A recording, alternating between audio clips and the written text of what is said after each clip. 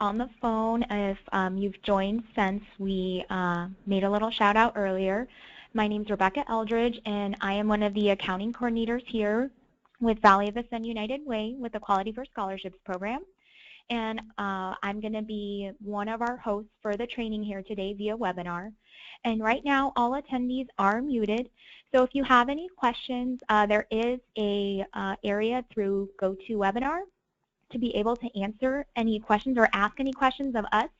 We ask, you can go ahead and type those in, and we'll do our best to try and answer those at the end of training. And we hope that throughout the training that your answers will be brought to light. So if you have any questions, please use that function. And then also, if we're not able to get to them, we'll definitely email you a response after the webinar is over. So we're going to get started. So there are 3 parts to our training today. First, we have a general program overview. And then we also have a reporting section, which is going to go over reporting more in detail. And those 2 sections I will be covering. And then our last section is a qualification piece, and Johnny Perez is our fiscal monitoring specialist, and she will go over that portion with you. So we'll go ahead and get started. So thank you all for joining. We really appreciate you attending, and like I said, if you have any questions, please use GoToWebinar, and we'll get started. So the Quality for Scholarships program was developed to help low-income families access high-quality early learning opportunities, and the program started off as a emergency basis, and there were limited funds and limited scholarships. And over the past 5 or 6 years, it's grown into this really big resource for the community and for families that are struggling to be able to afford childcare. And so that's why you're all here, and we really appreciate your participation in the program and being able to help offer these scholarships to those families in need. And here we have our Quality for Scholarships team. So I'm just going to go from left to right so you can put a face to the name for anyone you may have spoken to over the phone. So here on the left, at the top, we have Johnny Perez, who is our other presenter today, and she is a fiscal monitoring specialist. Down in front in the white blazer is Alicia Moreno. She is the fiscal monitoring accounting manager. And up in the middle is Viviana Gill, and she is our accounting manager for customer service. And then down in the front in the blue dress is Maria Zamora. She is an accounting coordinator with our customer service team. In the blue blouse is Kimberly Skelton. She is also an accounting coordinator, and she handles our Navajo Nation scholarships. And then on the far right is myself, Rebecca Eldridge. So that's our team, and we do have a few new additions that you may have spoken to that aren't pictured here. We have Rocio Onak, who is our administrative assistant, and she works with our customer service team. And we also have Virginia Hassard, who is our administrative assistant for fiscal monitoring. So you may have spoken to them within the last month or so. So that's our team. And here we have a really good resource for your site. It's on the Policies and Procedures tab when you log in. And it has our updated policies and procedures listed and some really important documents for you to use, updated FY16 family application, both in English and Spanish, and also some really good resources. We have an attendance resource here that we'll go over later in the training. Also an updated payment calendar for the new year, so you can see when you'll get paid each month. So we'll go over that. So that's a really good resource for you in case you need any documents and you don't have time to email us or ask us to send it. You can get those here on the Policies and Procedures page when you log into your scholarships profile. All right, so this year we have 2 scholarship types. First, we have our child care scholarships, and those account for the majority of funding for fiscal year 16, and they're available for any children from birth through 5.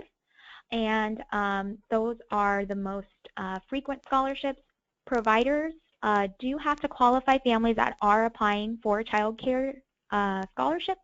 So they would be contacting you and then asking you, possibly they may have an application already, or they may be asking you for an application and questions about enrolling at your site if you have any availability.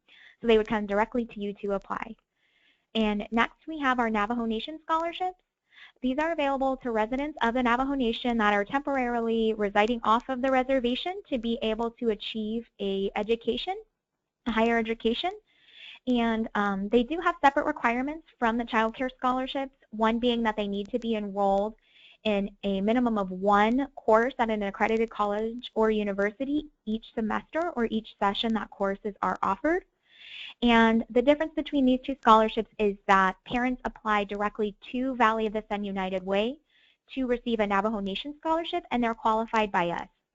And if they would like to attend your site at that time, we would go ahead and contact you and let you know that there is a family that would like to attend your site using a Navajo Nation scholarship, and that would be awarded to your site in addition to your current allotment that you received.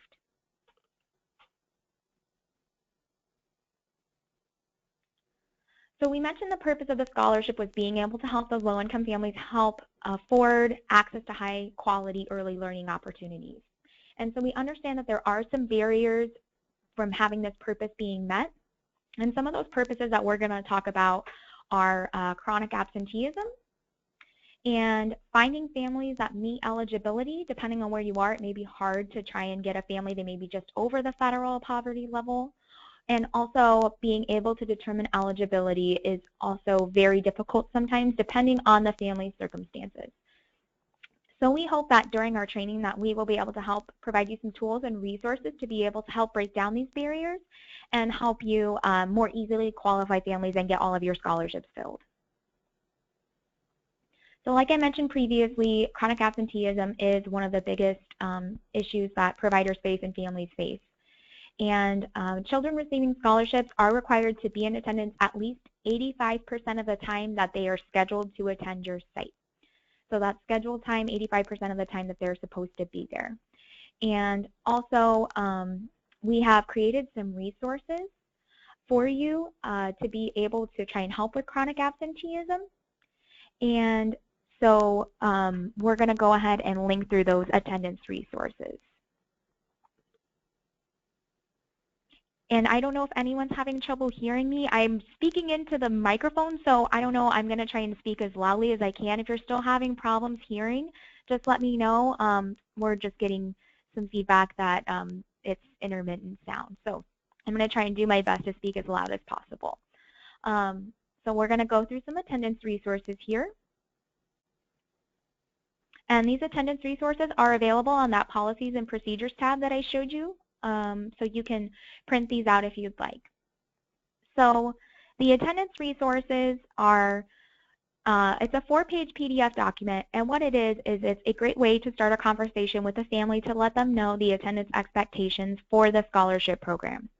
So our first page here is a page that goes over those expectations and lets them know the benefits of consistent attendance as well as tips to help improve attendance for the family. You could have them sign off on this and keep it in their file just so they're aware when they enroll in the program that this is what they're expected to do as part of their end of the scholarship program. And let's say that you've had a family sign off on it and they're still having issues with consistent attendance. And you can give them this first reminder of attendance expectations, and you can fill out the month, the days scheduled, and how many days they actually attended and were absent. And you can just review it with the family and let them know that they do need to be in attendance 85% of their scheduled days, and it's really important to be able to be in attendance for the benefits of the child's development and being ready for school by age 5 for kindergarten. And let's say they're still not attending properly or regularly above that 85% of attendance. There is a final reminder of attendance expectations here. And you can give this to them and let them know, we've gone over this, we really need you to be in attendance, and if you're not in attendance moving forward, you will have your scholarship removed. So this is that last warning for them to be able to start improving their attendance. And then finally, our last page is a notice of scholarship termination. So this would be able to let them know that you've had conversations with them and that they're still not meeting their requirements for the program. And so when we talk about absences and being able to help with chronic absenteeism, if a family has provided you with a doctor's note or anything that would help with considering that as an excused absence, we wouldn't want an excused absence to count towards that 85% of attendance. So just keep that in mind when you're going over this with families. This documentation is optional if you have a current practice that's working well for your site. you don't need to use this if you already have a process that's working well for you. Also, you don't need to use these resources in order. If you've already had a conversation with family that's been documented well, you can go ahead and give them the final reminder of expectations, and then if they're still not able to go ahead and improve that, you can then give them the final notice of termination of their scholarship. So those are our attendance resources. And we have some annual requirements that we have that providers must complete each year when we renew for the fiscal year. We ask that all providers be enrolled and in good standing with Quality First. And we also ask that providers must be in compliance with any regulatory agencies such as DES, DHS, or any of those agencies. And we also ask that you as providers must be contracted with Valley of the Sun United Way. And there are 4 mandatory options that we need you to fulfill for the fiscal year. 1, we would need a signed fiscal year 16 provider agreement, and that should have been sent to your site through a program called DocuSign. And if you're having any issues with that, please contact our customer service team, and we can help you with trying to get that provider agreement submitted through DocuSign.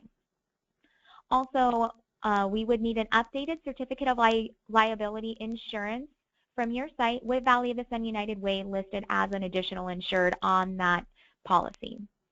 Also, we ask that you review our updated policies and procedures document, which is located on that policies and procedures tab that I showed you earlier. And also, we ask that you complete an annual provider training. So you're already checking off one of those mandatory requirements today by being in our training, so thank you for doing that.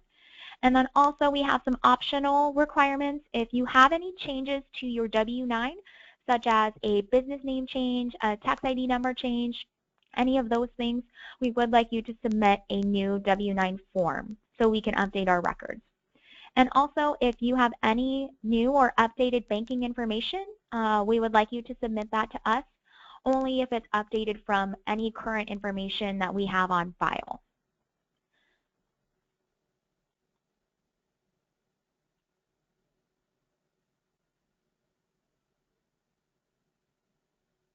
All right, and so going on with contracting with Valley of the Sun United Way, for renewals, those began back in June, and when you log into the provider reporting portal at azftfscholarships.org to submit your report, you should have seen a pop-up application that was asking you to just verify some contact information, and also if you needed to upload a certificate of liability insurance or any document like that, you could do that through the website at that time.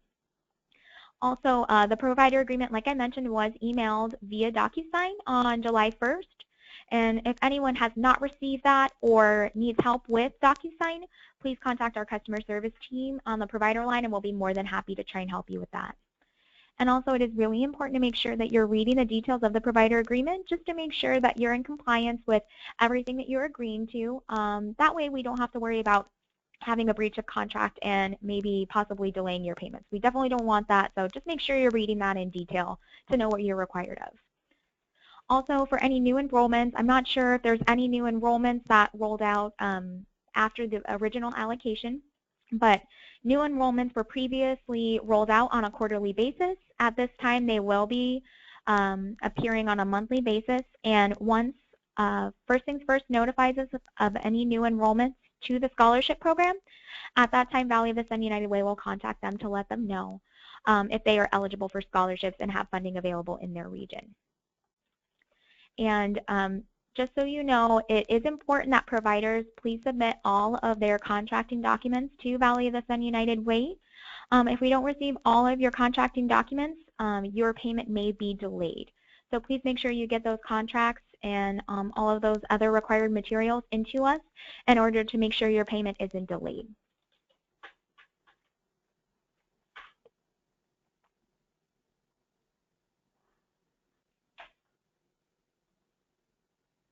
All right, so we have some monthly requirements of you as well. We ask that you must fill all of your allocated scholarships, and if you don't fill them, First Things First will be reallocating slots on an ongoing basis. So please make sure you try and get those filled, and especially if there's any vacancies. And also, we ask that providers must submit online monthly reports each month. Providers won't be paid if they fail to submit, so please make sure you submit your reports in order to get paid. And also, there is a new change, so please listen up. Providers may only submit reports up to 1 month late instead of 2 months late. So last fiscal year, you were able to report up to 60 days or 2 months late. This year, you're only able to report up to 1 month late for reimbursement. So anything after 1 month late will not be considered for reimbursement. So it's important to get that information submitted on time. Also here we have our reimbursement rates. These are monthly full-time reimbursement rates. And you can see here they're different depending on whether your site is a home or whether you're a center, and also depending on the age of the child and then the star rating of your site. These rates have not changed, but if your star rating has changed or the size of your center has changed, these rates may look different for you this year. So those are going to be our full-time monthly rates. And if you have any part-time scholarships or a child doesn't qualify for full-time and they bump down to part-time, they would have a reimbursement exactly half of these rates that are listed here on this screen. So if you have any questions, you can always check your reconciliation reports that will be sent to you to see what your rates are if you have any questions, or you can call the customer service team. Filling slots. So like I mentioned earlier, we ask that you fill all of your scholarships, and we ask that you fill all scholarship vacancies within 1 month. And then by that second month, if there's no one in that slot, there is a chance that you may have that scholarship reallocated to another site. So it is important to try and get any vacancies filled within that timeline so that they're not lost to reallocation. We also ask that if there are some resources for you, if you're having trouble finding families or need help with that, you can reach out to Child Care Resource and Referral. They get calls every day from families that are in need for help with affording child care. Also, you can contact Valley of the Sun United Way. We have a parent line and we have families that are looking for scholarships. We may be able to refer a family to you. Or also your local DES office is a good resource as well for any families that might need assistance or would like to attend your site on a scholarship. And if for some reason your site has lost scholarships this year, there are some parent resources available at the QualityFirstAZ.com website for them to be able to try and locate another site that may have a scholarship opening for them. And also there's a quality checklist for them to be able to try and help identify what quality care looks like in childcare. So we have some upcoming changes that I'm going to go over in our reporting section right now. These are just a brief description of some of those changes. Time of care for payment versus scheduled time of care. Our number of days scheduled can now be reported as 0, which was a change from last fiscal year. Providers do have the ability to print reports. Also, we have a new field for personal statement acknowledgement. Again, like I mentioned, providers can only report up to 1 month late this year. And we have some new settings, account settings tab and adjustment tab. So some of those tabs have been renamed. And so we'll go over that in our next section, which is our reporting section. So we'll go ahead and get started on that. All right, so this is our monthly reporting section. And for fiscal year 16, we've implemented the following changes. Like I mentioned, we're trying to make sure we hammer this in so providers are sure that they know you can't report more than 1 month late this year. Also, you are able to print a monthly report, and I'll show you more how to do that. It looks a lot better than if you tried reporting or doing a print screen previously. And also, we have a new field, which is an indication of personal statement use. So if you qualified a family using a personal statement for income or for family size, we ask that you select from that drop-down menu if you did or not.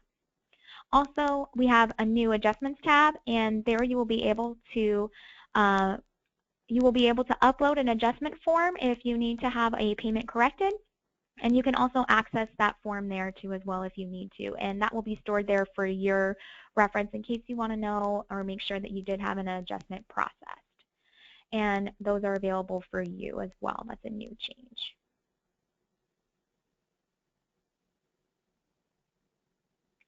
So monthly reporting is completed at www.azftfscholarships.org each month. It's the same website every month, so if you want, a good tip is to save that website as a favorite on your internet browser.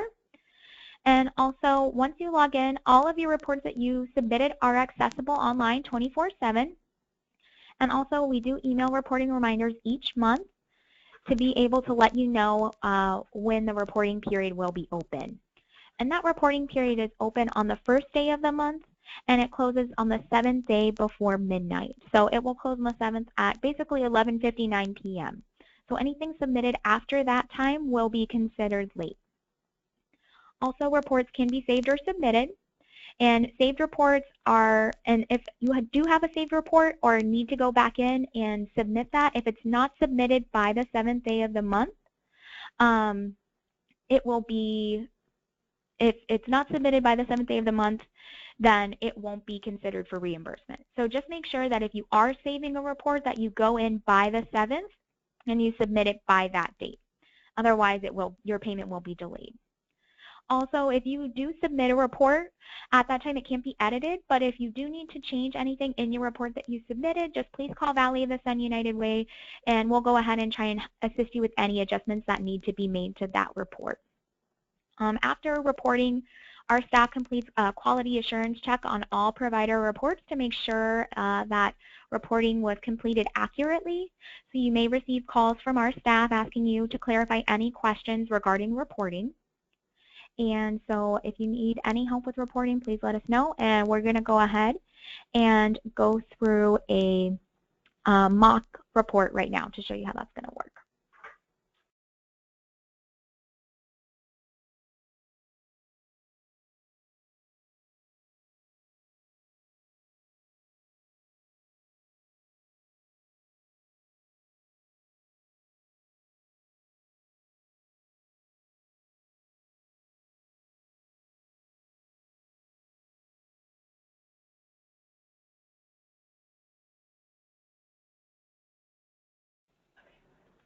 Okay, so here we have a mock report or a mock profile here that you can see.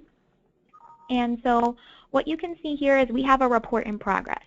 So this is what it's going to look like if you saved a report. And if for some reason you're called away, you can't finish the report at that time, you can save it, and then in order to get back in, you would click this pink report here to be able to go back in and finish that report. To be able to start a new report, you would just click the green button here that says New Report, and it would go ahead and open it up for you at that time. And before we show that report, I'm going to go over some of the other features that I had mentioned earlier. You do have the option to print a report here. So I'm just going to show you what that looks like. So once you click on that, it's going to be able to give you the option to print. And we do ask that you print in landscape format to be able to make sure none of the fields are cut off. So it's going to be able to show you all of the information for that report here. So just make sure that you print in landscape, and you can keep that for your records. It lets you know when it was printed and also the status of the report and if it was approved. And then here we have some of our new tabs. We have our account settings tab. This was a combination of the account settings tab that we had previously and also a communications tab to be able to update your billing contact information as well as a banking preference information. So all of that information is listed here. If you ever need to see what your username is or possibly update your password, you can do that here and go ahead and save that. And if you have any new contact information for your main contact, you can update that information on your account settings tab and save it, and that will go ahead and automatically update our records. And if you do have an updated banking preference, you can go ahead and get this information here and send it to Valley of the Sun United Way either through our regional inbox or by fax, and we can go ahead and update your banking information on our next payment cycle. So that's our new account settings tab. Next is our policies and procedures tab. This isn't available in this format, but that was the one that I showed you earlier at the very beginning of our presentation. And here we have our adjustments and reconciliations tab. So here we have our adjustment report where you would be able to upload an adjustment report and give that to us so we can go ahead and make a correction to your report. Next, we have a reconciliation report. So previously, sites were emailed reconciliation reports after deposits were made on the Friday of the third full week of the month. We will be going ahead and doing a mass upload to your profile so you can access your reconciliation report for the current month here. And that should be listed there on the date of deposit. So just make sure you check the payment calendar on the Policies and Procedures tab to see when you should be receiving that payment and when you can access your reconciliation report. If you had an adjustment for a previous month, that still will be emailed to you separately, but your current reconciliation report will be located here for your reference. So now we'll go ahead and go back into our reporting function. So here you can see I have a note that says, reports submitted outside of the current reporting period are subject to review by Valley Vista United Way. So since I'm submitting a report for July 2015 and it's August 12th, it's outside of the reporting period from the 1st through the 7th of the month. So it's letting me know that my payment is going to need to be approved by Valley Vista United Way before payment will be issued. So here you can see we have all of your organization's contact information, site address, contact person, and phone number. And also we have the number of scholarships that your site has been allocated. We have our child care scholarships, and if you've been allocated a Navajo Nation scholarship, that will be listed here. And if you have any restricted scholarships for preschoolers. So our first question here is asking if any of that above information has changed. If yes, let's say you have a new director, you can put that information here in 1A, and you can name that new person if you'd like. Otherwise, we might be contacting you to update that info, or you can update it yourself on the Account Settings tab. Also, question 2, it's asking if there's been any changes to your licensure status in the past, including any new enforcement actions with Quality First. If so, please select yes and enter information or a description here in that text box. Otherwise, if not, you can select no. Our third question is asking if you have a wait list of eligible families or children that are wanting to participate in the program. If you do, please select yes and the number of children on your wait list. If not, you can press no and put 0 in this field.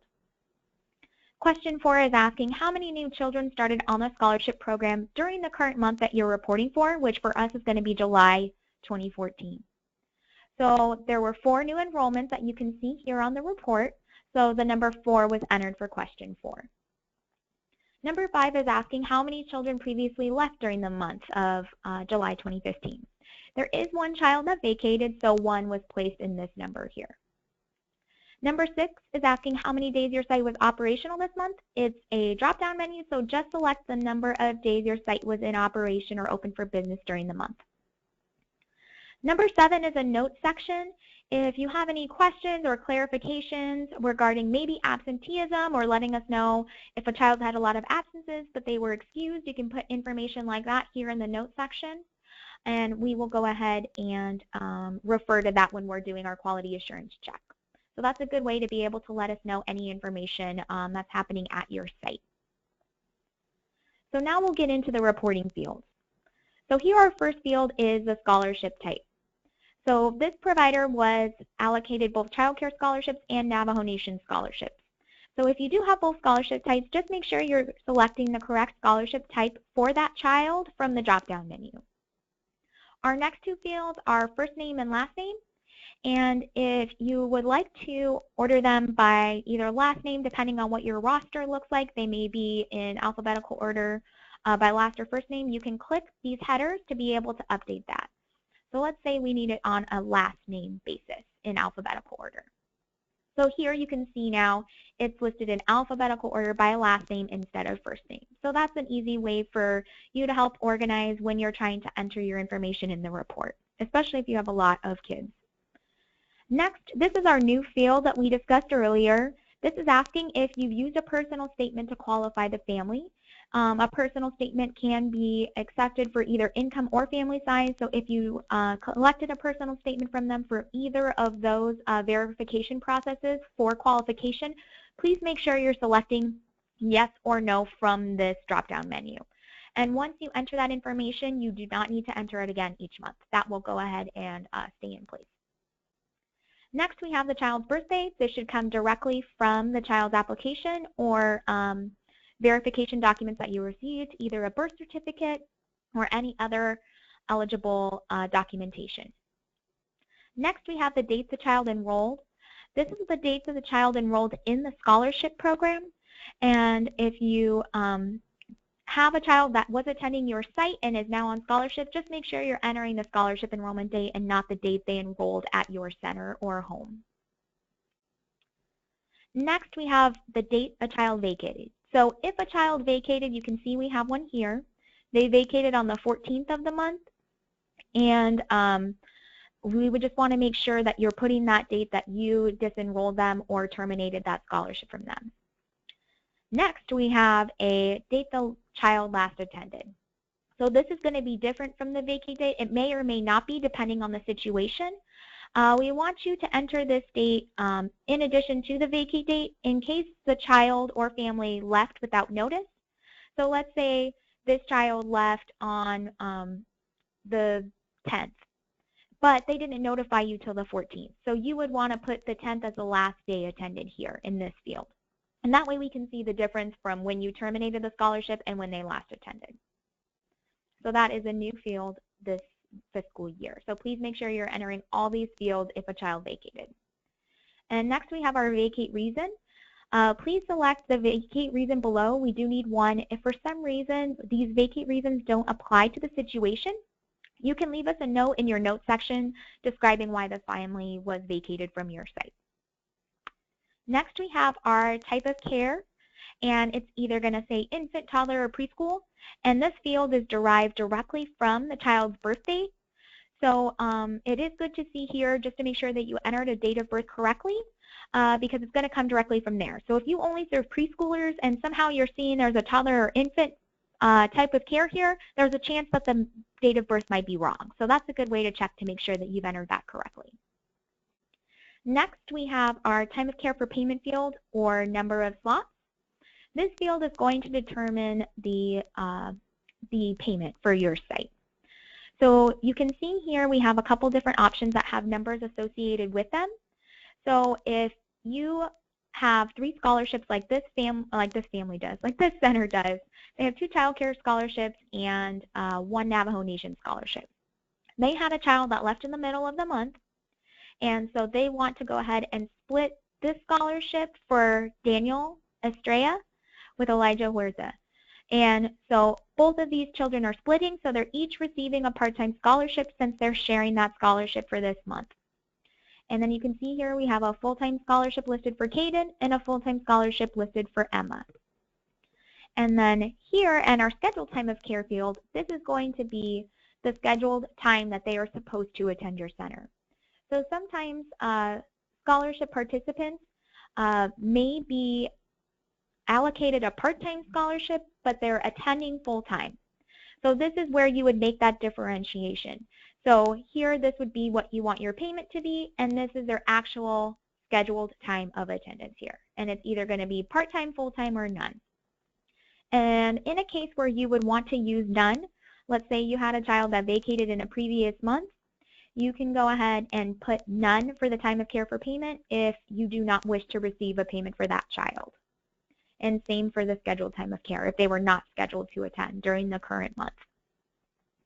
And next we have our special needs field. This is just a checkbox to be able to notify us if this child has an identified special need. So you can just check that box if that applies for that child. Next we have family size, and including adults and children. So the family size is going to come directly from the family application that you collected and verified the family members for the application and for qualification. So make sure that you're using those family members here. And normally that is going to be identified from a family's tax forms to see who was listed there and claimed as a dependent as part of that family size. Next, we have our rate for billable days. This is the rate that you would charge the family for the month if they weren't attending on scholarship. So this is going to be your normal rate that you would charge any family member that attended this many days and was on that type of schedule. So just make sure you're putting in a monthly rate, and that is not including any difference between scholarship funds. Next, we have the family's gross annual income. This is also going to be derived from the income calculations that you made when you qualified the family when they applied at your site. So make sure you are entering in that gross annual amount listed here. Next, we have our parents' out-of-pocket cost, and this is going to be the amount after the scholarship funds have been removed from that original rate for billable days. So your rates, in order to determine that out-of-pocket cost, you can take your monthly rate that you would charge the family minus the scholarship amount, and then that's how you would receive your parents' out-of-pocket cost here in this field. So for this particular provider, it looks like the rate here is $575. So if you subtract the scholarship rate or reimbursement that we would send you, it should be a parents' out-of-pocket cost of $115. And we do ask that you try not to exceed any more than 10% of the family's gross annual income for total parent out-of-pocket costs. So please keep that in mind when you're doing that. Next, we have our scheduled days. This is going to be the number of days that the child was scheduled to attend at your site. So this may be different for each of the kiddos depending on their schedule. Sometimes they may be on a 3-day-a-week schedule or a 5-day-a-week schedule. Just make sure that it is matching based on the family's scheduled attendance for that month. And also please make sure that your number of scheduled days, your maximum amount does not exceed the maximum operational days. So if it shows 24 here and 23 here, you'll probably get a call from our Quality First scholarship team asking which was correct, either your operational days or the scheduled days. Here we ask that you enter in the number of actual days attended. So please make sure you're referring to your sign-out sheets to be able to see when a child did attend during that month. Next, we have the number of absences. This field is not able to be edited by you. It's calculated based on the number of days they were scheduled and the number of days attended. So that will automatically calculate for you. Next, we have the number of monthly hours scheduled. So in our previous fiscal year, we were asking you to submit number of monthly hours attended.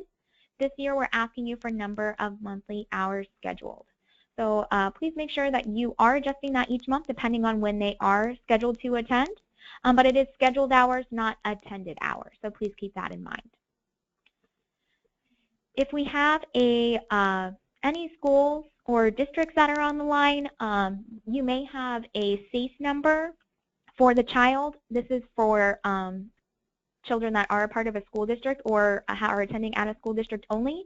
If you don't have a SACE number for a child, you don't need to enter that information here. If you do, we do ask that you enter that here in this field.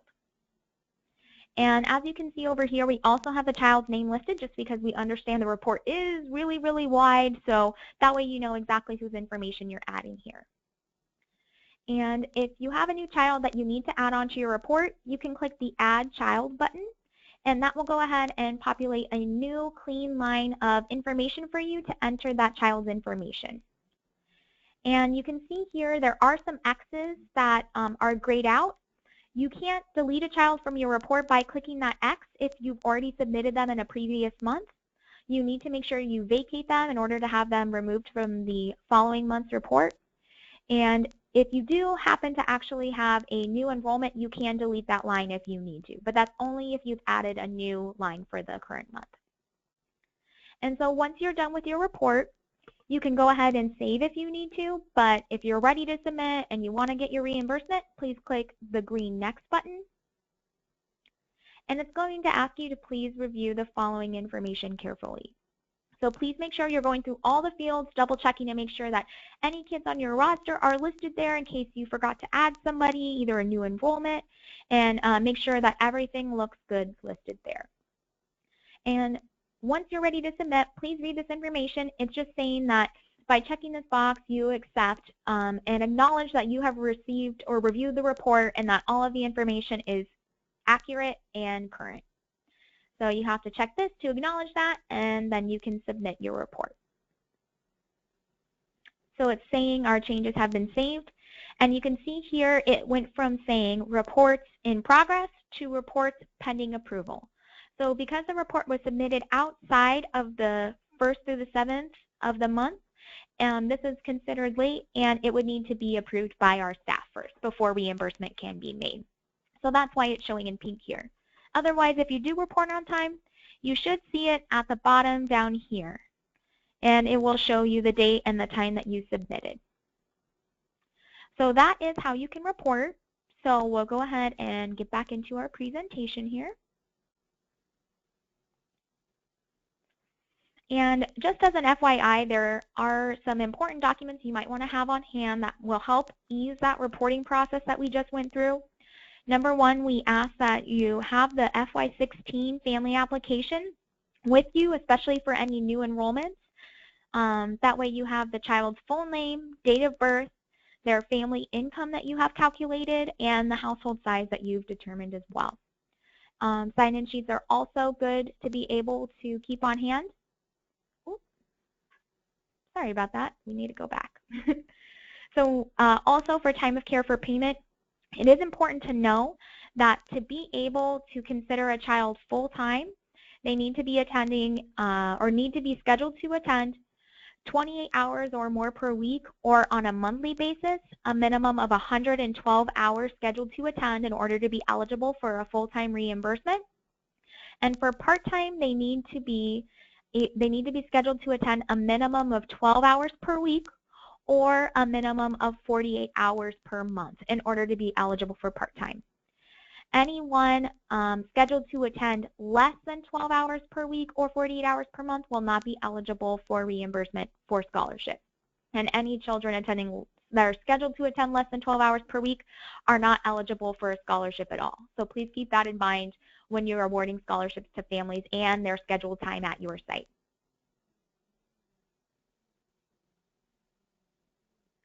Okay, so late reporting, we did touch on this a little bit. Reports submitted outside of the 7 calendar days of the month are considered late, and reimbursement for any late reports will be paid during the next month's regular payment cycle. There's no special payments or special checks that are created for providers if a late report is submitted. So please keep that in mind when you report, just to make sure that you do not have your payment delayed until the following month. And also, if you do report more than 1 month late, you simply will not be reimbursed. So it is important to keep that in mind.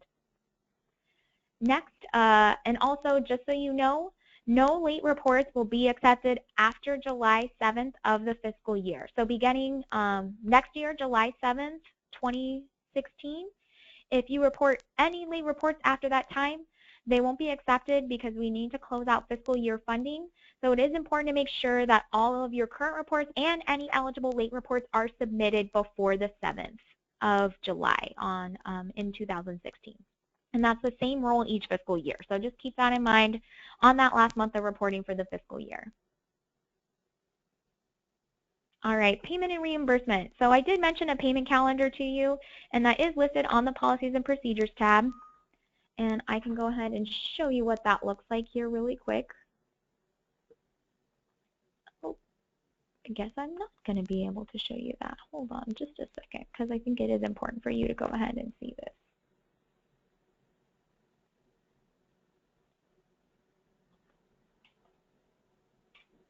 So when you log into your profile, it's going to be on that Policies and Procedures tab, and I'm just going to log into my profile so I can show you what that looks like.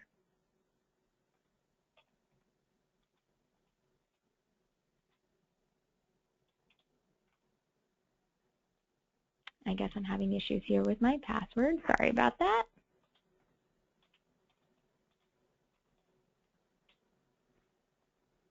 Okay, so on the Policies and Procedures tab here, you can see we have a payment calendar. And so this is an example of our 2015 payment calendar. I think we do have an updated FY16 payment calendar. Yes, we do, right here at the bottom. So make sure you're looking at that payment calendar. We will remove that FY15 one just to try and eliminate any confusion. And so you can see here on the payment calendar, the days in yellow are going to be your reporting period for that month. And then the red date is going to be the date of the deposit, or if you have an ACH or if you have a manual check mailed, that's the date that you will be able to see that check either mailed to you or that deposit date. So this is good to keep in mind for the whole fiscal year of when you'll be paid. So that's a good resource for you.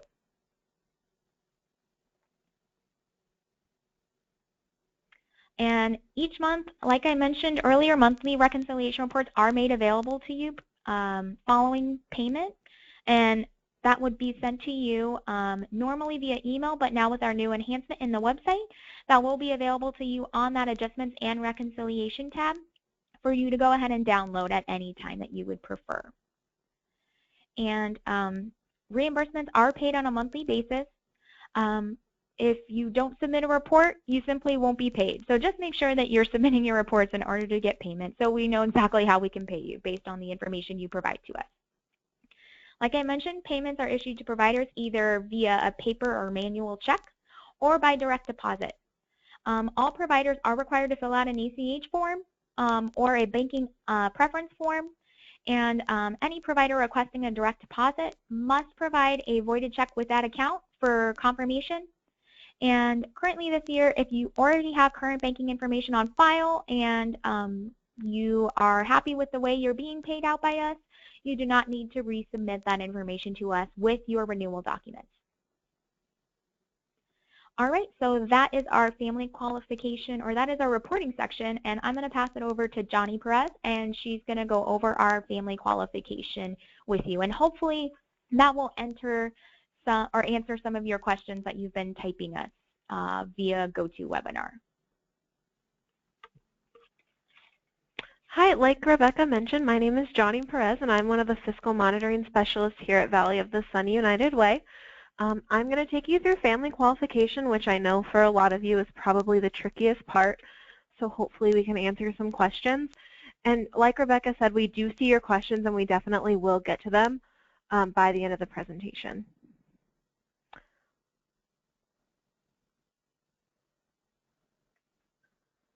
Okay, so family qualification, like I mentioned, is a little tricky, but I think it's easiest to think about it in 4 simple steps. You need 4 things to prove that a family qualifies. You need a current FY16 family application completed for the family. You need legal residency and age documentation for the child only, not the parents. That's confusing sometimes for people. You need to prove the family's household size, and you need proof of their gross annual income. This is all important because failure to properly qualify the families for the scholarships may result in funds being rescinded or taken back by VSUW if we find that they do not qualify. And then this is a change for this fiscal year. Applications and supporting documents must be kept accessible for 5 years. In the past, we had said that they needed to be on site. Now we're saying that they just need to be accessible. So if you're a school district and you want to keep them at your district office, that's totally okay. If you're a center and you want to scan in old applications and save them on your computer, that's fine. The only thing that needs to be available on site are the applications and documents for this current fiscal year. Okay, so family qualification, like I said, is 4 parts. The first part is this family application. It's available online to families at qualityfirstaz.com, but for providers, you can find it in the reporting portal under the Policies and Procedures tab that Rebecca had showed you. It's 1 application per family, so if you have 2 kids from 1 family on scholarship, you can put them on the same application. It has been reformatted for FY16, and you must collect this version. There aren't a lot of changes, but the biggest thing is a statement of lawful presence and eligibility to receive public benefits, and that ties into legal residency and age on the next slide. Okay, so like I had mentioned, this lawful presence form is an extra 3 pages on the family application, and all it's asking the parent to do is acknowledge what they submitted as proof of legal residency and then just sign off a declaration that what they submitted is true and valid. So this requirement applies to the child only. That's a question we get a lot of the times is, do parents need to be legal residents? And no, it's just the child. And with that legal residency documentation, it should also confirm the child's age. For the scholarship, the children must be between the ages of birth and 5 years old, not yet enrolled in kindergarten. So if the child is eligible for kindergarten, as of September 1st, they would not be eligible for the scholarship program. In all other cases, the child's eligible through the month when the age changes. So if you have a 2-year-old that is turning 3 in, say, October, the child is going to be paid out as a 2-year-old until the end of that month. And then in the following month, that is when you would see the age change. That's a question we get a lot of the times is we have toddlers that are now preschoolers and it hasn't changed yet in the database. That's because the change doesn't happen until the month after the age changes. In the past, for legal residency, we had accepted Social Security cards with vaccination records, and we can no longer take those this year. So if you had families last year that were being qualified that way, now would be the time to let them know that they need to provide you one of the other documents as listed on the application. We also cannot take any hospital birth certificates, so if they have that paper certificate from the hospital with their handprints and their footprints, we can't take it. It would need to be a state-issued birth certificate. Okay, so the third part of family qualification is household size. This is important because families are qualified for the scholarship program based on their gross annual income for their household size, so based on that chart at the bottom of the first page of the application. How we prove household size is through 2 forms of acceptable documentation. The first one would be the family's 2014 tax return. And when we say tax return, a lot of times people will give us their whole tax packet. We don't actually need that. What we're talking about is the first page of the return of the 1040. We don't need their earned income credit form. We don't need the whole packet. All we're really looking for is this front page of the 1040.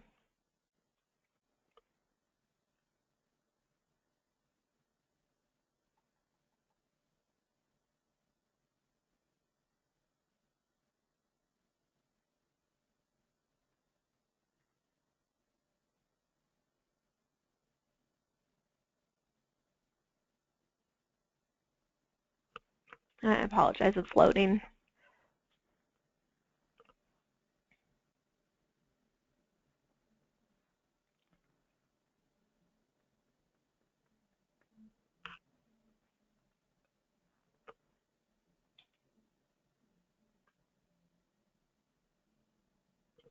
All right, here we go. Okay, so as you can see, this is the 1040 form that we would take. We have dad and mom here filing jointly. And then we have their 3 children here. And the number you would take is the number in this box here, that 5. And that is what we would use to confirm household size. Just going over the tax form, we're never going to reference it for income unless the family is self-employed. And even then, a lot of times what we'll see is people will take this number here at the bottom for adjusted gross income. That is not correct. That is not how we would qualify a family for the scholarship.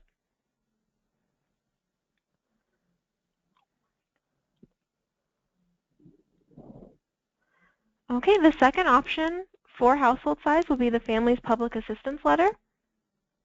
Oops. And with this letter, we're talking about the cash or nutrition assistance letter or their access letter. And the requirements for this is that it be dated within the last 6 months. And so you can see in this example of the nutrition assistance letter, this letter is dated as of 2/7/15. So if you were enrolling the families now even or in July, that would be within the last 6 months. And basically how they work is on the first page they're going to tell you who is in the household. So again, we have dad and mom and their 3 children. And with these letters, they do have, the state goes through how they qualified them for benefits. And so since the state has already calculated their income, for scholarships you could use that amount. So with the nutrition assistance letters, they're usually on the 2nd or 3rd page. And they provide an explanation of how they got to their decision. And the amount that we would use for scholarships is highlighted right here, that total monthly gross income figure. You would take that figure and multiply it by 12, and that's what you would use for a gross annual income for scholarship purposes. A lot of the times people will add in their benefits to that amount. We don't count their benefits, so this $349 they're talking about here that they're going to give them, we don't take that number. The number we take is the total monthly gross income because it adds in any earned income with any unearned income and gives you that total. So when using this documentation, it's all important because we're trying to figure out who is a part of the household.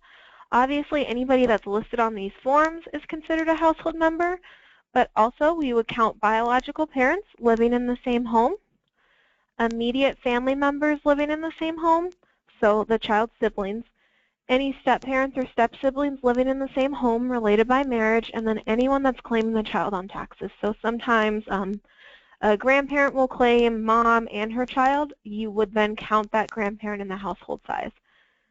We are not going to count extended family members, though, like aunts, uncles, and grandparents, unless they're claiming the child on taxes or they're all on the same public assistance letter. Otherwise, they're considered separate households, and we would not count them, and we would not count their income. We're also not going to count family, friends, boyfriends, or girlfriends unless they share a child in common with the applying parent. So unless it's the child's half-sibling. Okay, so some of your families may not be able to locate their current public assistance letter or 2014 tax return, so there are some resources for them that we would accept. For families receiving access, they can go to azdes.gov/medical_assistance, and what they can do there is select My Family Benefits and either log into their account or create an account. And once logged in, they can select My Health and Medical Benefits on the left, and it'll give them a list of household members by name and birth date and then account status, so whether they're open or denied. And so for scholarship purposes, we could use that as proof of household size. This form of public assistance is not going to include the family's gross annual income, so what you would have to do then is collect other proof of income. So we'll get into that documentation later, but it's not going to be on this printout, so then you would have to collect it through another means. This is the better option as opposed to sending the families down to the DES office. DES can't provide us what we need in terms of scholarships. They can't reproduce the letter. So if you have families that can't find their letter, this is the best option for them because DES isn't going to be able to help them as far as creating a letter that we can use for proof of household size. For your families that filed taxes and cannot locate their tax return, we would want them to go to irs.gov/individuals/get-transcript. And on this, it's not going to look like they're 1040, but it is going to be a 5 or 6 page transcript that's going to have, and it's just going to be a lot of lines, line by line, and it'll have everyone listed by at least their last name and their social security number. So for scholarship purposes, we could use that as proof of household size if they cannot locate their tax return. So we do know that some families did not file taxes for 2014 and do not receive public assistance, so they are able to use a personal statement. We would ask that you use them sparingly and that you support them with other documentation, a custody or divorce agreement, adoption or foster care paperwork, anything like that. And they're required, in order to be acceptable, to have a complete statement of circumstances, so why they cannot produce the documentation we're asking for, a list of household members, and then their relationship to the applying child. So I'm going to show you an example of a statement that we see all the time, but that we can't take. So if you try to produce it during fiscal monitoring, we would ask you to go back to the family and collect a new version. So reading through it, it's saying the big thing is there's no date here. All statements should be dated so that we know they apply to the current fiscal year. And this parent saying, to whom it may concern, I recently moved out of the state and cannot locate my tax returns. That would be an instance where we wouldn't accept it. We would ask that you direct them to the IRS website so they can print that transcript. Anything that's filed with the government or with the state, we would ask for just because it's something that they have filed. We're trying to limit the amount of self-provided information that we take. And then he's saying, but I certify that there are currently 3 people living in my household. That doesn't help me if I'm out at the site of fiscal monitoring. I don't know if that's 2 parents and 1 child or 1 parent and 2 kids. So he needs to list everyone by name and their relationship to the applying child. And he's saying, please call me if you have any questions. Thank you for your help. And then he gave us this like Microsoft Word signature. All personal statements require a handwritten signature. I know a lot of the times providers will be emailing parents asking for information. You would then need to print out that email and have them sign it in order for it to be valid. Okay, so we did create this form, and it's available on the Policies and Procedures tab for your use because we noticed that we were getting a lot of statements similar to the one that I just showed you. It kind of outlines exactly what we need for a personal statement in order for it to be valid. So you don't have to use this form, but we found that it's helpful with families because it illustrates exactly what we want from them. So it's saying, I, the parent or guardian of the child, cannot produce one of the required options for household size or have documentation that does not reflect my true situation because, and this is where they would put their personal statement. Maybe it's that we're unmarried, so we don't file jointly, but we're all living here. Or I had a baby in 2015 and I couldn't claim them on my 2014 taxes, but the child is here. Maybe it's a custody situation where I let my ex claim my child on alternating years and last year just happened to be his year, but the child is with me full time. Anything like that will be acceptable. And then you would just have the parent list the people living in the household by name and then relationship. And they would sign it here and date it.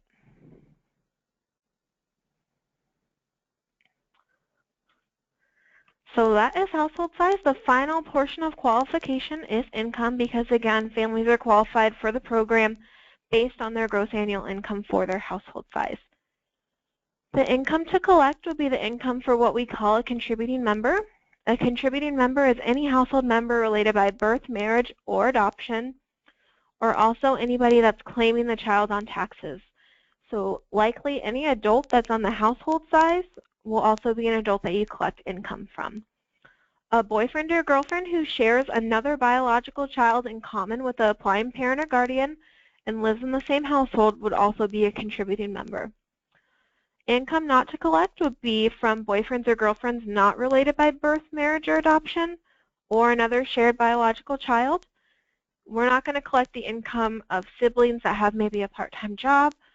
That's not to say that we wouldn't collect like their Social Security income or their adoption payments, but we're not going to collect the income from a sibling that's maybe working at a part-time job. And we're also not going to collect the income of extended family members not claiming the child on taxes. So you may have some families that live in a combined home where maybe it's mom, dad, and their child and they're applying for the scholarship, but also maybe mom's sister lives there with her 2 children.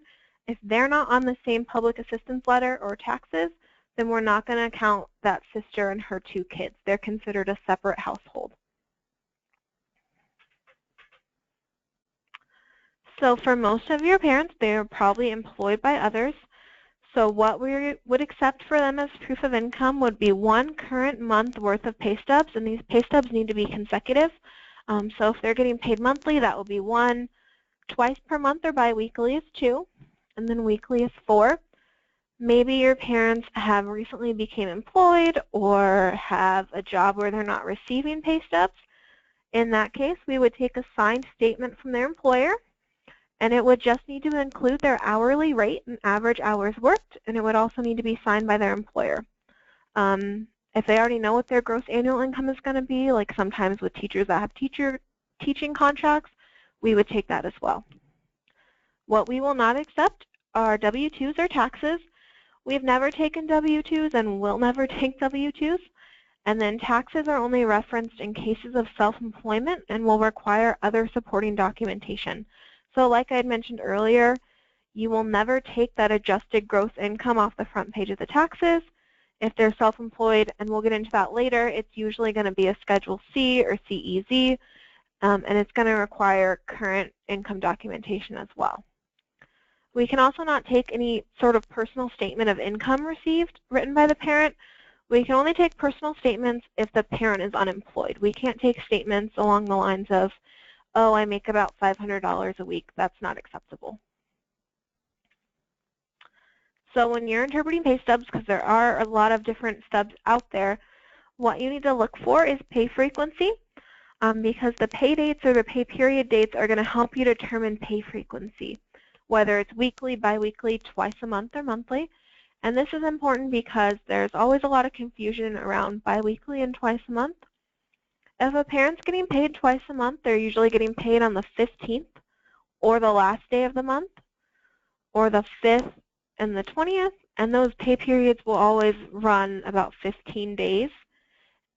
And then if they're getting paid biweekly, the pay periods are usually between 12 and 13 days, and they're usually getting paid every other Friday. This is important because when you're multiplying it out by an annual rate, biweekly is 26 pay periods in the year, and twice per month is 24. So if you have it on the wrong frequency, it's going to change the income level when you do your math. You also need to check for hourly versus salary. So is the parent receiving a salary, or is he or she paid by the hour? And then you would also need to look at it and determine what counts. A lot of different pay stubs have line items for a bunch of different things. So what we count is regular, base, or straight time. Any paid time off, vacation, sick, or holiday time. So if they have 32 hours of regular work and then they took 8 hours of PTO to get back up to full time, those 8 hours of PTO do count. We count shift differentials, so sometimes for parents working in a medical field or in retail, they get paid more to work on a weekend or work an evening. We do count that increase. And we also count any tips or commission, and then any region differential. So if you have parents that work for Border Patrol or law enforcement, sometimes they get paid a different amount depending on where they're placed for that day, and we would count those increases or decreases depending. The only things that we're not going to count would be overtime or bonuses.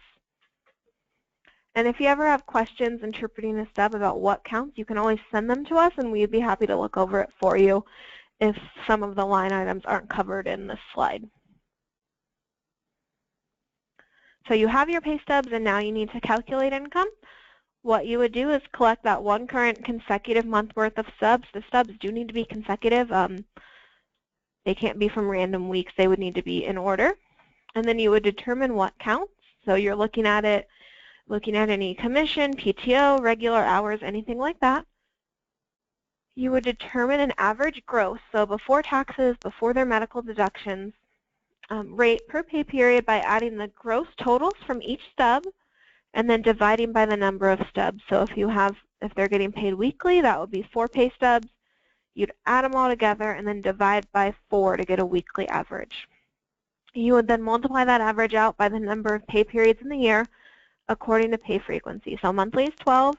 Again, twice per month is 24, but biweekly is 26, and then weekly would be 52. You do not use year-to-date totals to determine income.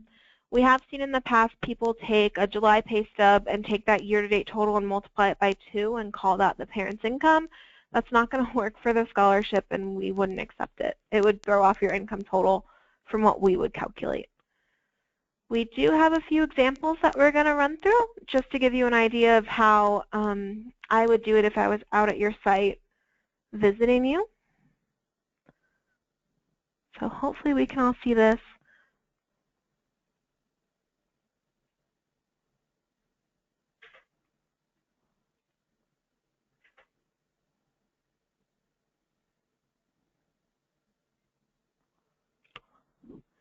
If you look at the top of this stuff, the pay period is running from the 7th to the 14th, so that is weekly pay.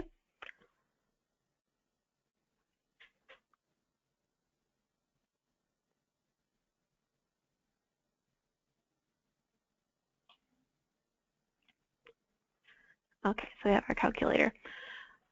And if you look over here, under earnings, there are a bunch of line items: regular, overtime, bonus, commission. Like I had mentioned, we wouldn't count overtime or bonus. This parent doesn't actually have anything for overtime or bonuses pay period, but if they did, we would ignore it. So what we're looking at here is their regular rate of $15, and they worked 40 hours. So let's just say for this parent,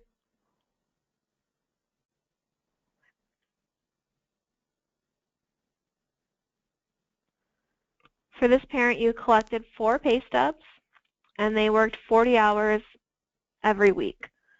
You would take their hourly rate of 15 times 40 hours, their weekly average, times 52 because there would be 52 pay periods in the year.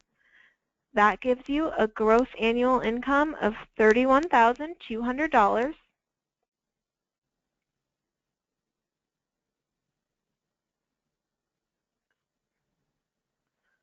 Sorry about this pop-up. I don't know where it's coming from. Okay. But if you notice here at the bottom, they do have this commission line item of $200. So let's just say you collected the 4 pay stubs for this parent. He made $200 in commission the first week, $200 the second week. Maybe he dropped down to $150 in the third week, and then he made $200 again. So your total commission for those 4 weeks is $750. You divide by 4 to get your average weekly commission of $187.50, and then again, they're getting paid weekly, so you need to multiply that out by 52. And so for commission, this parent made $9,750 annually, or is projected to. You would then add that to your base pay of $31,200, and this parent's gross annual income is $40,950.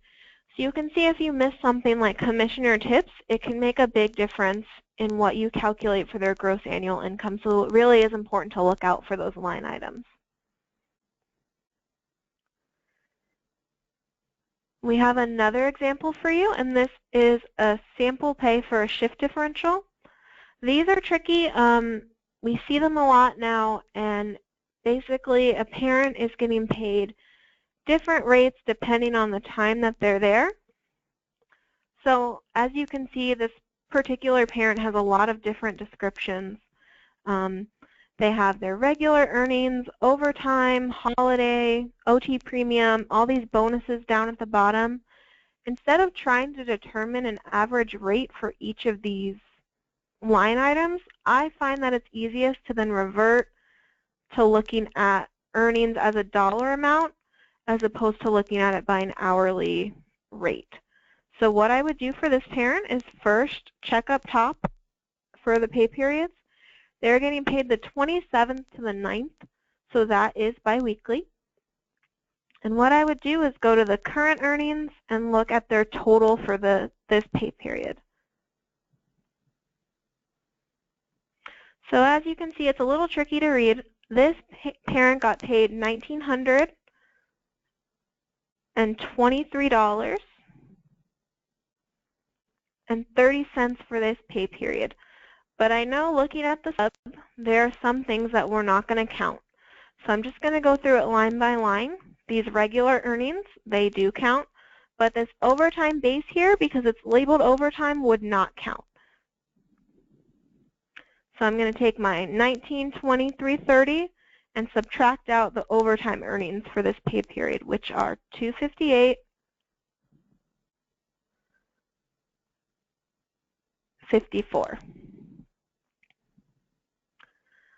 Okay, so continuing to go down the stub, we have the holiday worked premium, which would count, but this OT premium half rate is not going to count because it's labeled overtime. So that $135.27 will not count, so we're going to deduct that out.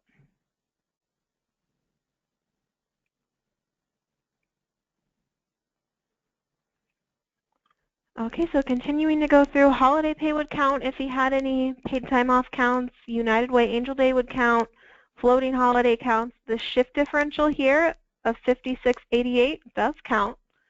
And then all these bonuses here at the bottom would not count. He doesn't happen to have any, but if he did, they would not count. So you can see we started with the gross pay, this pay period of $1,923.30. But for scholarship purposes, because we're not counting any bonuses or overtime, his actual gross is $1,529.49. So let's just say you collect the second stub for this parent, you deduct out anything that we're not going to count, and he made an even $1,600. You would then add that to this total, divide by 2 because we have 2 stubs. And so his average gross per pay period is $1,564.745. And when you're doing your math, I would ask that you just not round until the very end because it will throw off your totals a little bit. You would then take that average gross and multiply it by 26 because we said he got paid biweekly. So for scholarship purposes, this particular parent's gross annual income is $40,683.37.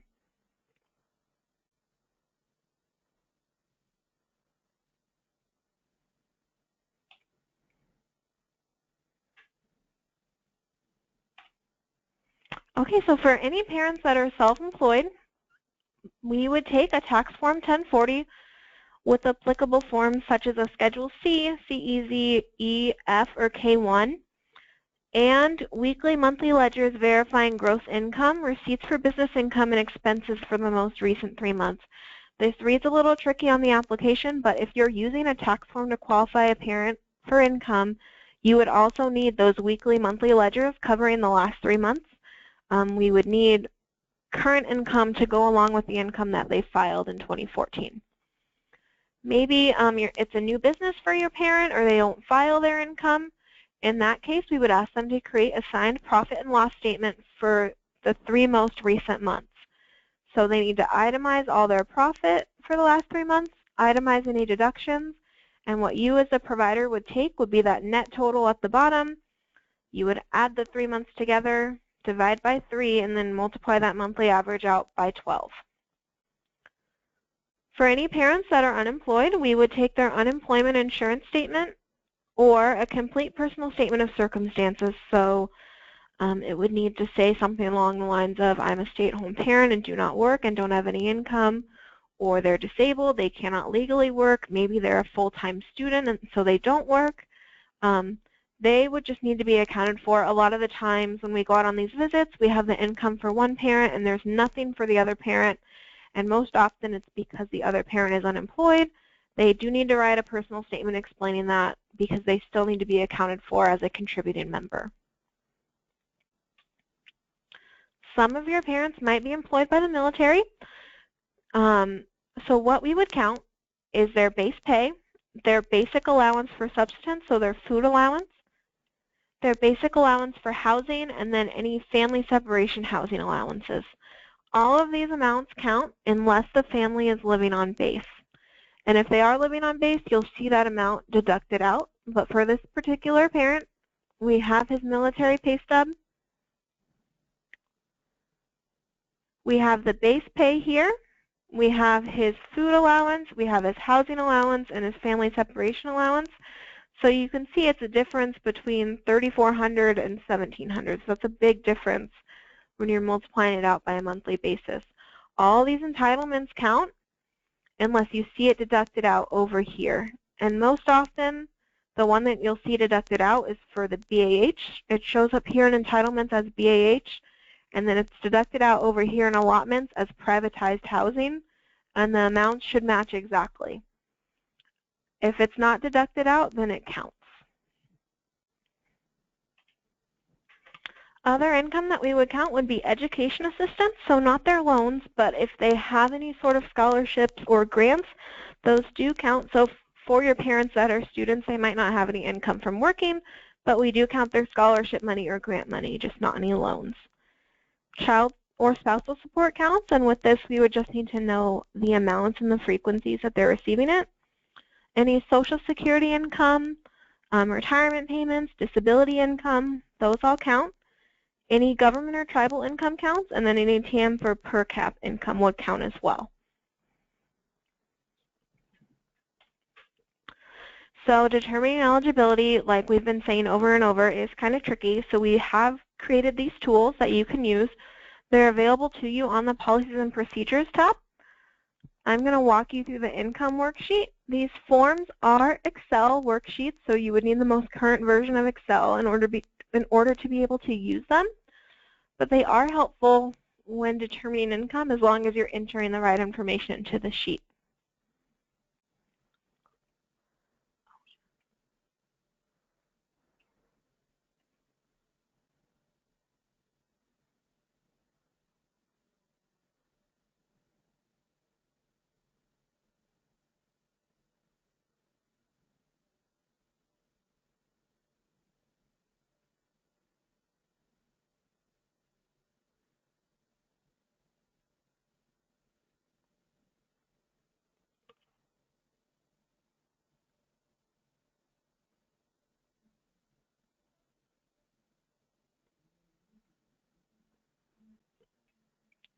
Okay, we were waiting for it to load, but I think we have it now.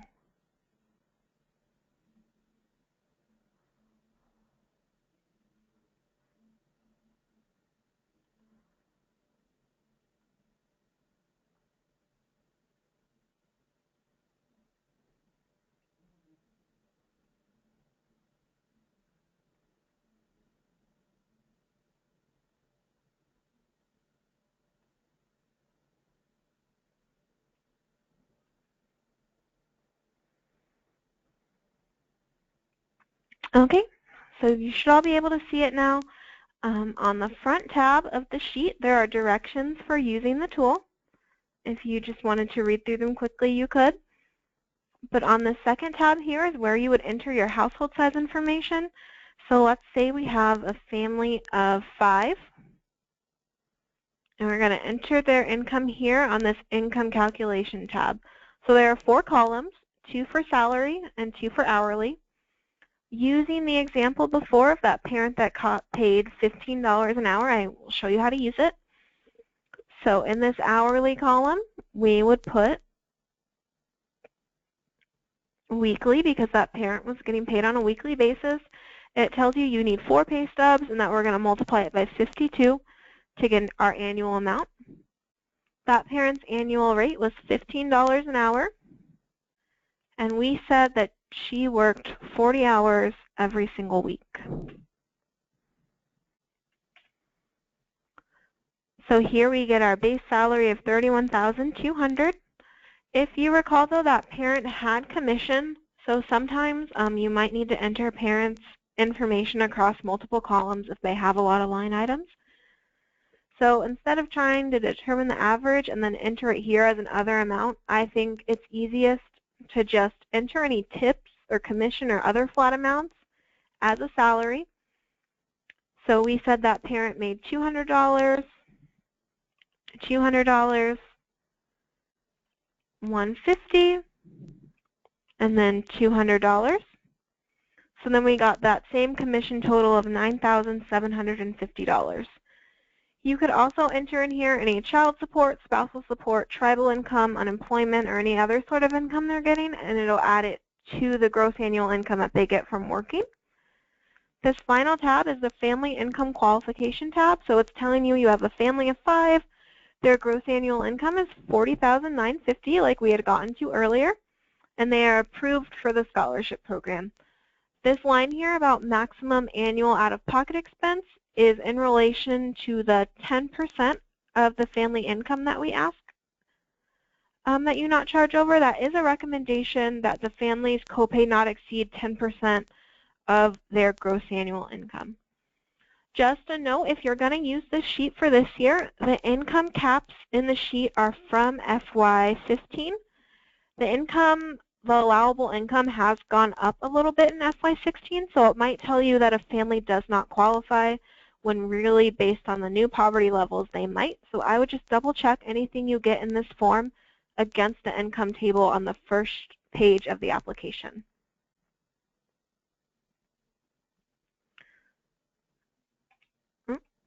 Okay, so that is qualification. Why it's all important is because we will be conducting fiscal monitoring visits on a minimum of 200 providers this year. So myself and Alicia will begin these visits starting this month. Actually, we've started. A certain percentage of providers are randomly selected, so we generate a random selection at the beginning of the year, and then all other providers are targeted. And you would be targeted for a high number of personal statements. So if you on the reporting portal have indicated that you qualified every kid using a personal statement, we're probably going to come see you. That's not a problem, but we just want to make sure that everything that you're collecting is valid. If we receive any family or community complaints about you, we will come see you. If you're having a lot of reporting errors and adjustments, we might come see you just to make sure you're understanding the process and try and help you with any trouble areas you might be having. If you're consistently reporting late, we will probably come see you just to make sure everything's going okay. And then if you had any monetary findings in FY15, so if we came to see you last year and we ended up deducting money from you, we're going to come see you again this year just to make sure that we've corrected any errors and that you're understanding the qualification process and the reporting process better now. So what we look for when we go on these visits is a completed FY16 family application, documentation of legal residency and age, and that's for the child, family qualification by income and household size, so the numbers you got to for household size and income, and the documentation that you used to get there, that your attendance records match what was reported. So if you said a child was signed in 10 days, they should be signed in 10 days on your sign in and out sheets.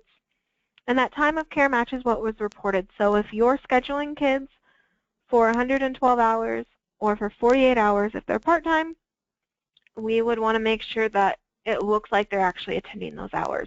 We do look at 2 months at a time most often, so if they're consistently falling under their scheduled time, we would probably ask you about it. And again, just a reminder, children attending less than 12 hours per week, so an average of 48 hours a month, are not eligible for scholarships. So if you have a child scheduled less than 48 hours in a month, they are not eligible for reimbursement. Following the monitoring, providers will receive a summary report detailing any issues. So we're going to go to your site, we're going to go through all of your paperwork, and we will sit down and have a chat with you. And what we're going to go over are any verbal warnings, observations, and findings. But then you also get a report detailing these issues. So verbal warnings are reporting or qualification errors that do not affect payment but may require that the reporting database and provider files be updated. So we came to see you, some of your incomes were wrong, but all the kids still qualify. It'll show up on your report as a verbal warning, but we don't require a response. It's something that we at VSUW will update. Observations, however, are matters of concern that need to be addressed and will require a monetary adjustment if corrective action is not taken to ensure compliance. So if you're missing a child's legal residency docs, if you're missing income from one of the parents, that would be something where we give you a deadline to get that information from the parent and send it to us. And if it's not completed, it could mean a hold in your payment or a deduction and the removal of that child. Findings are fiscal issues that will need to be addressed and will automatically require a monetary adjustment. So if we come out to see you and the child's over the federal poverty level, that child needs to be removed, and we will deduct any money that we had paid for that child because they do not qualify. So as mentioned, you do receive a summary report detailing any issues. Usually I try to get mine out within the same week of our visit, so if I come to see you on Monday, you will receive it no later than Friday. So what it's saying here is that the following findings, observations, and/or verbal warnings were noted. Please read the detail for each item and submit any required documentation within 10 business days of the notification. Also here at the top, we have your compliance percentage at the time of the fiscal monitoring visit. Ideally, everyone is going to be 100% compliant, but at the time of the visit, not everyone is. By the end, unless you had a finding, your compliance percentage will be 100. So like I mentioned, we itemize everything by child. So our first child is Abby, and if we scroll over to the finding and observations column, we see we had a verbal warning. The income was incorrect, but it did not affect the FPL. So it was wrong, but she's still going to qualify and she can still continue. The SUW will just be correcting it on your report. However, we did have a finding. The days listed on the report did not match those on the site records, and the discrepancy affects the payments you receive because of time of care requirements. Reference the notes section for the months affected. And over here on the notes section, it'll tell you exactly what happened. So days not attended prior to the enrollment date do not count as absences, so the child should have been billed as part-time. Because the database allows you to account for weekends, maybe you enrolled the child on the 15th, but you counted those weekend days prior to the 15th as absences, so we overpaid you. So what we would say then is we normally pay you $500 for full-time kids. She was really part-time in the month, so we will deduct $250 from future payments. And if you've ever had an adjustment, what it looks like is your normal reconciliation report. All your payments are itemized by child, and then you'll see a line item deduction, and it'll have an explanation of what the deduction is for. So moving on, our next child is Katie Smith. The parent or provider signature is missing. The signatures are important to demonstrate that both parties reviewed and agree to the information before enrolling the applying child. So maybe your parent didn't sign the application. It's a verbal warning from us. We don't need to see it again, but it would be a good idea to have that parent sign the application. And again, the income was incorrect, but it did not affect the FPL, so we're just going to correct it on your report. You do not need to collect anything else from the parent. For our final child here, Emmy, we do have an observation. We're saying that we could not find the legal residency documentation. Collect proof of legal residency as listed on the application. And because we didn't have legal residency docs, we couldn't prove the child's age. So that's another observation. And because of these two things, qualification could not be determined. So we don't know if this child qualifies, so we're just letting you know if the family does not qualify, we will deduct the money that we had paid you to minimize financial impact. So to avoid this deduction, please submit any missing documentation to VSUW for final review. So as I mentioned, observations require a response within 10 business days, and that's 10 business days from the day you receive your report. So I might come see you on Monday but not send the report until Friday. Your 10 business days then start on that Friday. If you do not, it's all really important to get your information in, because if you do not submit it within 10 business days, it could result in future payments being withheld. So maybe you've had your 10 business days, reporting comes up again, you can go ahead and report, but we can't pay you for those kids until we prove they all qualify. So failure to properly qualify families, so maybe they're over the FPL, could result in funds being taken back by VSUW through the offset of future payments. Failure to accurately report attendance and hours, so time of care requirements, if you're reporting that wrong, could result in funds being taken back again by us. And then failure to accurately report date of birth, so maybe you have a preschooler that's being reported as an infant, will result in funds being taken back by VSUW just because they get paid different amounts depending on their age. And just to mention, it is in the contract this year, if you fail to respond to observations within 30 business days of your initial notification, we will close out your audit, and we will vacate any kids that you haven't proved qualified, and then deduct any money for those kids that we had already paid. Audits will not be extending for months and months at a time. There will be that 30 business day cutoff. So just to give you an example of why it's important to correctly qualify families and report correctly, we have an example of a few deductions that we've seen this year. For example, maybe you are a 3-star center and you have a 2-year-old child that's enrolled full-time from September 2015 to January 2016, and I come out to see you in mid-February and find that the family is over the FPL. What that means for your center is a deduction of $4,708.35, and then also a loss for February of $941.67. So you had planned to report this child for February. There's no time to fill the slot. It's a scholarship that you already applied to this child's account probably because we bill it retroactively. So now it's not a deduction from us, but it's money that you're losing out on for February.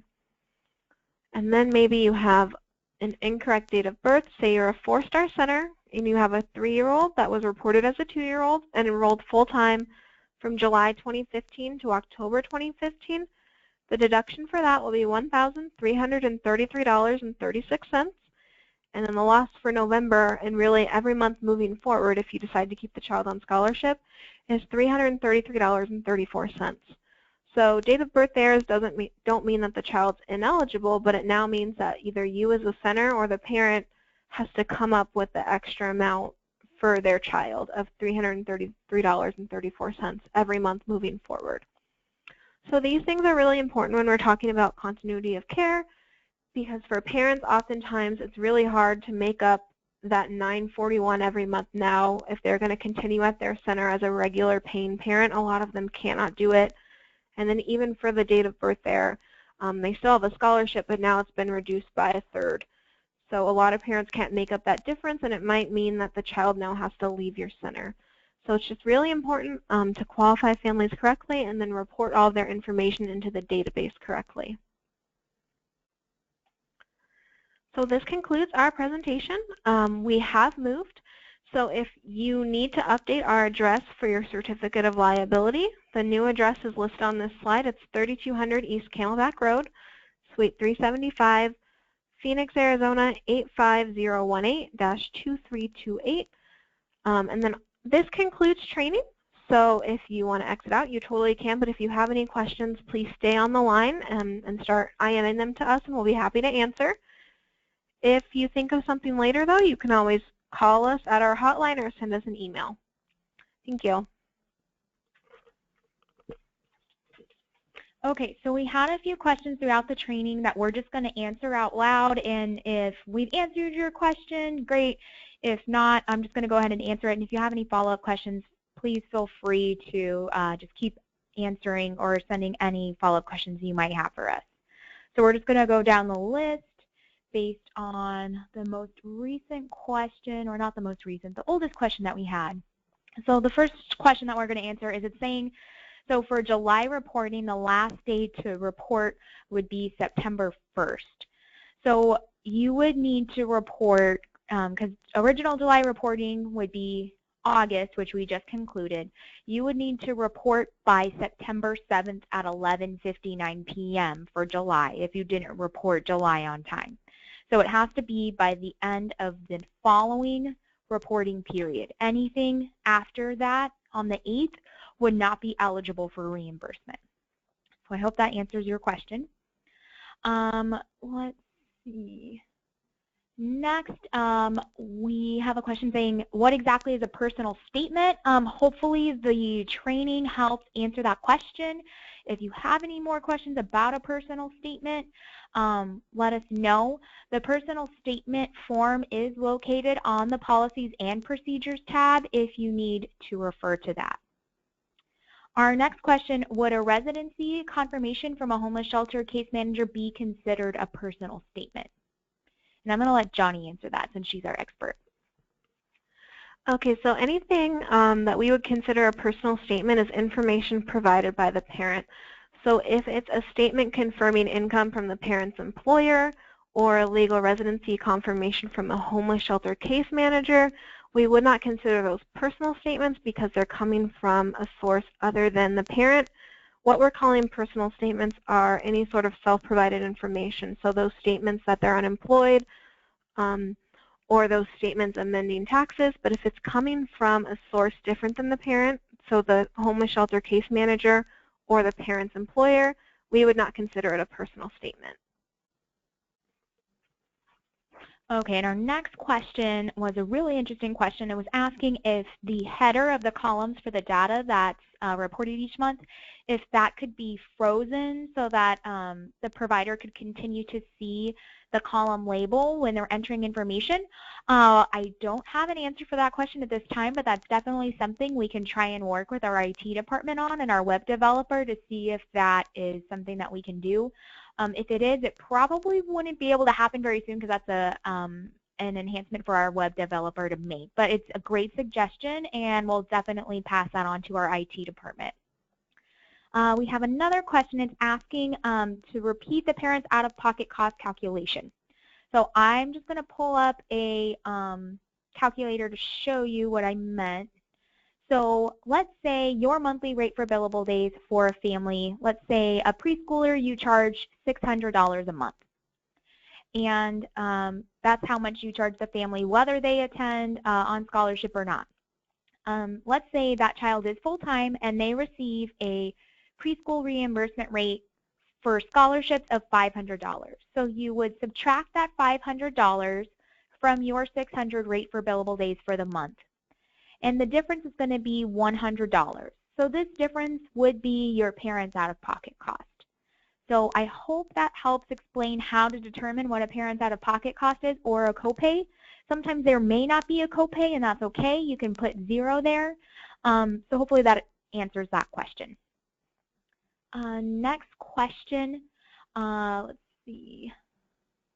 It was regarding, it says, it was my understanding that in a given month a full-time child is not, if a full-time child is not scheduled for 100 or 12 hours that month, that the reimbursement is half of the normal rate, which is correct. And then I think it says, I thought Rebecca just said that there will be no payment for that child. Please clarify. So I think I may have misspoke because I was speaking on weekly terms and then monthly terms. So in order to be eligible to receive a reimbursement, they have to be scheduled to attend a minimum of 48 hours per month or 12 hours per week. If they're not scheduled to attend 48 hours for that month, they're not eligible for reimbursement at all. And if they meet 48 hours or more and they fall under the 112 hours per month, they would be eligible for that part-time reimbursement. Anyone who exceeds 112 hours would be eligible for a full-time reimbursement. So I hope that clarifies that question. If you're still confused, please send us a quick question. We'll be more than happy to try and give any more clarification as needed. Next question, and it's asking why the payment date changes each month and the time frame.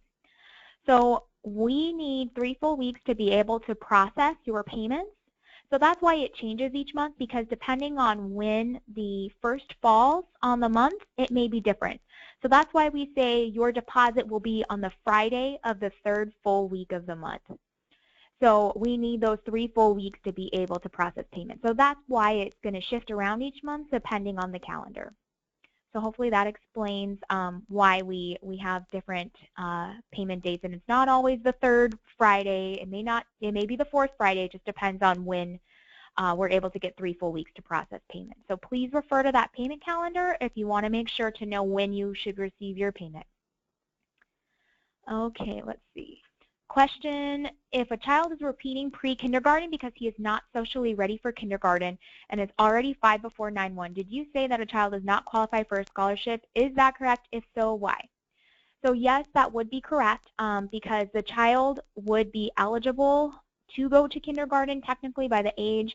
So for funding purposes, we would not be able to go ahead and pay for that child since the child is supposed to be technically ready to go, even though he may not be socially ready.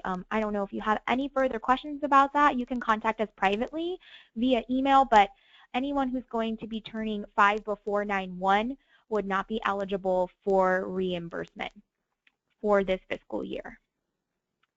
Okay, next question. This is a little more personal. It's regarding a particular family, and I don't know if Loretta is still on the line, but we're going to address your question privately, so we'll give you an email just because it has some personal information about a family, and it would probably be easier for us to explain on a different call. So we'll go ahead and contact you regarding that personal family qualification question. And another question, where is the new personal statement located? That is located on the Policies and Procedures tab, and you're asking if I've already qualified parents, do they need to fill out this form, or is the one they already filled out in the packet acceptable? I would say as long as the statement is complete and covers everything we need, so the explanation of circumstances, the list of household members, and their relationship to the applying child, you don't need to have them write a new one. If, however, it's missing information, you can just have them add to the statement that's already on probably page 4 of the application. You wouldn't have to have them refill out the form, but just make sure that whatever they've given you is complete based on what we've just told you.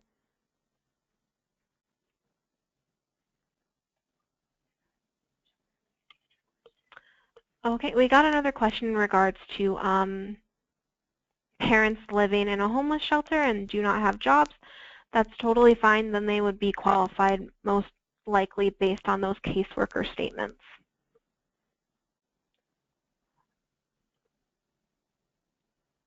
Okay, so I just want to clarify that this is a parent that was on scholarship and originally showed her 1040, but when it was time to, okay, I think that's the personal question we were talking about earlier, so Loretta, we will send you an email about that.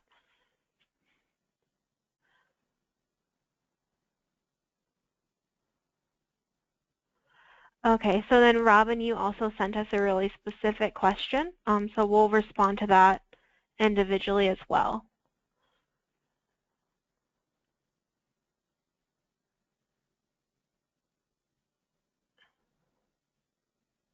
Okay, so we have another question about scheduled time. If a child is not scheduled for the 48 or 112 hours for the month, is there half payment or no payment? So if the child is normally full-time and then they fall under that 112 between 48 and 112, they would receive a part-time payment. But if they fall under 48, then they would receive no payment at all. The only time you would not receive a payment for a child is if their scheduled hours fall under 48. If they fall between 48 and 111, they would be eligible for part-time. And if they are 112 or more, then they would be eligible for full-time. Okay, so we have a question from a school district that if you follow the school year calendar and in certain months your center is closed for 2 weeks, if it will affect all the children attending part-time, it will. So even if it's a holiday break, if their scheduled hours are falling under that 48, they would not be eligible for reimbursement.